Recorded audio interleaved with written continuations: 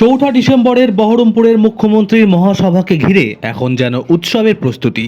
Stadium মাঠ জুড়ে চোখে পড়ছে কর্মব্যস্ততা। দ্রুত গতিতে তৈরি হচ্ছে বিশাল মঞ্চ, যার সামনে সাধারণ মানুষের জন্য রাখা হচ্ছে প্রায় 1,00,000 আসন। সকাল বিকেল মাঠে টহল দিচ্ছে পুলিশ, দমকল ও প্রশাসনের কর্মীরা। প্রত্যেকটি কোণায় চলছে পরিকাঠামো ও নিরাপত্তার পর্যালোচনা।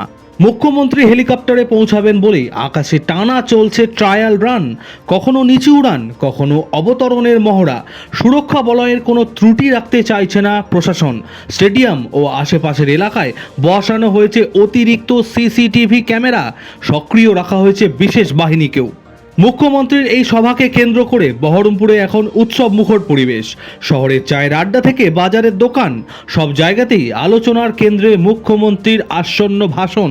অপেক্ষায় জেলাবাসী, কী বার্তা দেবেন মুখ্যমন্ত্রী, সেই কৌতূহলে উত্তপ্ত Baharampur. Bureau report, Bangla news.